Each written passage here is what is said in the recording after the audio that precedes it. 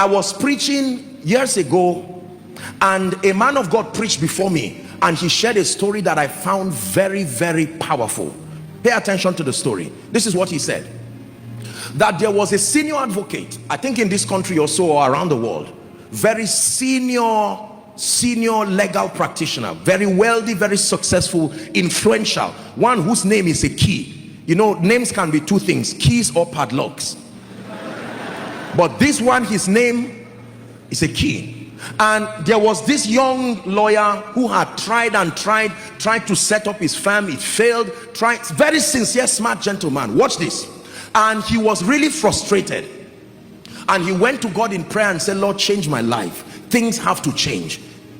And every time he would stand, he would see some of these top clients, institutions running around to talk to that senior advocate, to help them, you know, in all kinds of legal services. And these people would be bidding for millions of dollars.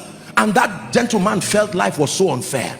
I'm just looking for a fraction of this thing. Look what they want to give this man, and he's leaving them. And what kind of thing is this? When God wanted to help that gentleman, this is what happened.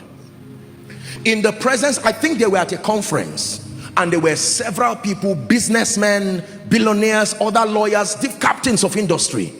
And this young man came and cried and said, sir, please help me, please change my life. And the man said, okay, I will help you. And he said, follow me. And he came out of the veranda, and everybody was looking at him. Oh, this is that our senior advocate. What is he doing with this guy? Then he began to talk with him.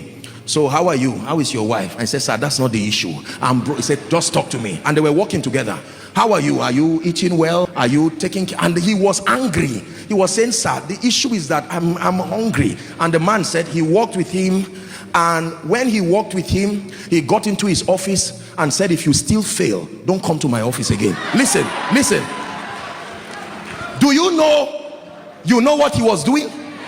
People were saying, who is this man?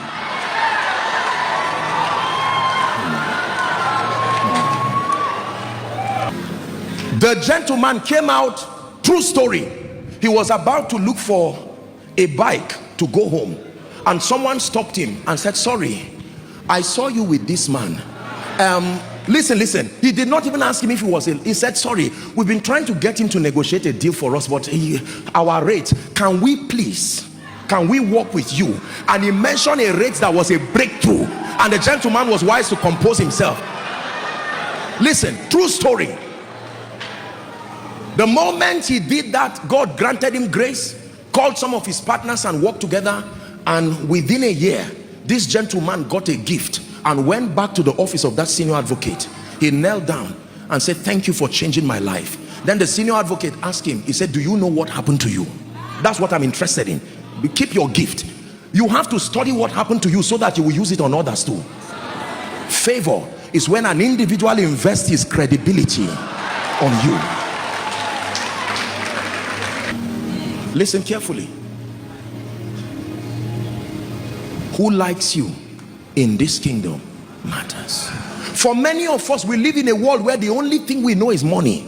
Once money is not in front of you, you don't care about any other thing again. If they keep money and they keep men, you will carry money and it will finish and you will go back to square one.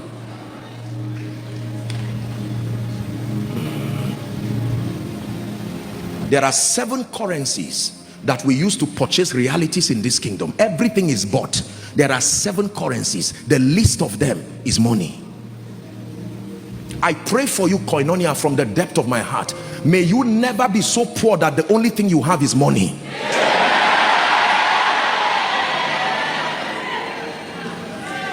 Let me pray that prayer again, and I say it with every sense of responsibility.